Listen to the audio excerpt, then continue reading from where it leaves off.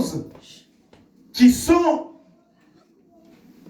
désagréables dans la face du Seigneur, dans la maison de Dieu, cela pousse des rejetons. Ça veut dire quoi? Ça veut dire que cela pousse d'autres personnes à faire cela aussi et pourrir l'église. Gloire à Dieu. Amen. Je voudrais que cette année, que tu ne ressens pas cela. Je voudrais que cette année, qu'une amertume même ne pousse dans ton cœur. Amen. Afin que personne ne soit infecté par ton amertume. Amen. Tu es dans la colère, tu es dans les problèmes, tu es dans les difficultés. Viens vers le Seigneur. Et le Seigneur te propulsera au-devant des choses. L'amertume va bloquer. L'amertume va te freiner. Ton amertume va t'amener à l'échec. Alléluia. Amen. Serviteur. Mais en tout cela, Job ne pécha point. L'amertume l'avait frappé. Les difficultés de la vie l'avaient frappé. Dieu et Satan avaient fait un pari sur Job. Mais Job, c'est celui-là qui vivait sa vie de sanctification. Il a dit, je suis sorti nu du sein de ma mère. Et s'il le faut, je vais retourner nu dans le sein de Gloire à Jésus. Bien aimé, il ne faudrait pas que l'amertume t'amène à rejeter ton Dieu. Oui, parce que ce monsieur avait tout perdu. Il a perdu même ses enfants. Il a tout perdu. À tel point même que même son corps supportait des douleurs causées par le diable. Mais il a choisi toujours la sanctification. C'est-à-dire qu'il n'a pas basculé. Oui, quand on décide de vivre une vie de sanctification, on décide de ne pas basculer. Quel que soit le problème, on décide d'être droit avec Dieu. On décide d'être différent. Voilà, papa, ce que je voulais dire ici. Soyons bénis. Amen. Gloire à Dieu. Amen. 2 Thessaloniciens 3. Gloire à Dieu. Amen.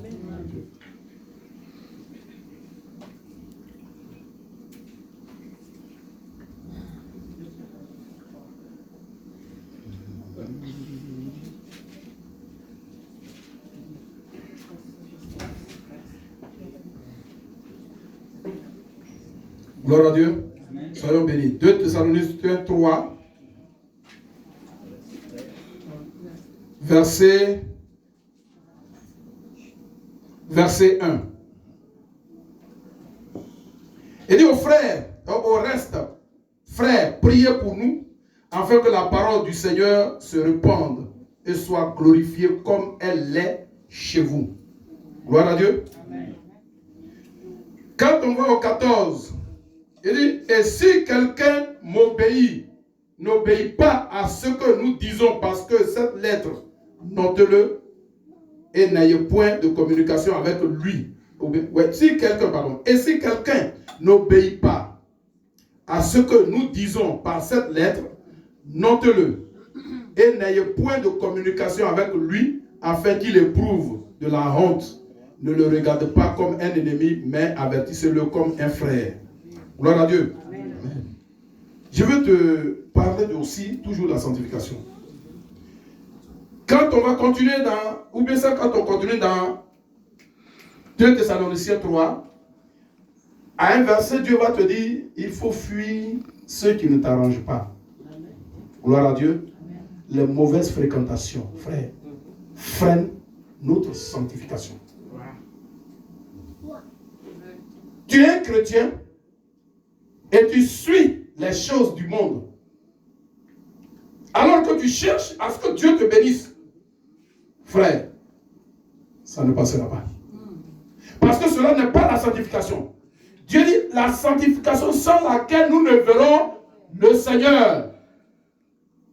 Voir le Seigneur, c'est voir sa puissance dans notre vie. Parce que où tu es encore vivant, tu ne verras pas le Seigneur vis-à-vis. Mais tu verras le Seigneur par sa puissance, par son action, par sa main droite qui te protège. Gloire à Dieu. Amen. Tout ce que tu réclameras, tout te sera donné. Mais si et seulement si tu arrives à faire la différence entre amis et entre frères, Gloire à Dieu. Un chrétien n'a pas d'amis. Un chrétien a des frères. Amen. Cette année, je voudrais que nous soyons tous frères. Amen. Cette année, je voudrais que ton frère soit ton frère véritable. Amen. Le frère biologique ne sert à rien. Le frère biologique va te sortir de sa maison demain. Le frère biologique va te mettre à la rue. Le frère biologique va te renier. Le frère biologique va te livrer à la mort. Mais le frère spirituel chrétien ne pourra pas te livrer à la mort. Amen. Parce que s'il le fait, c'est Dieu qui s'en chargera. Amen. Parce que lui-même connaît la parole de Dieu. Gloire à Dieu. Amen. La sanctification. Si tu te sanctifies à quitter ces choses, frère, Dieu marchera avec toi. Amen. Gloire à Dieu.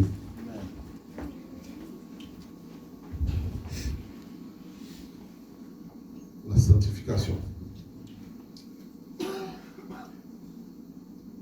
Nous allons, par moment, nous avons, du moins par moment, besoin d'aider notre corps, notre esprit, en jeûnant. Comme l'a dit papa aussi, en se détournant des choses du monde. L'église primitive avait une force. Et cette force résidait en ce fait qu'ils faisaient tout ensemble. Ils vendaient même les champs. Et ils s'aidaient de façon mutuelle. Mais un couple, Ananias et Saphira, qui n'étaient pas sanctifiés, et ils ont voulu avoir une autre vision de l'église, un autre esprit pour l'église. Et Dieu les a frappés, science de vente. Bien aimé, ne suis pas les hommes des autres quand tu viens à l'église. Aie des frères. Marche avec des frères. Ne marche pas avec des frères comme Ananias et Saphira.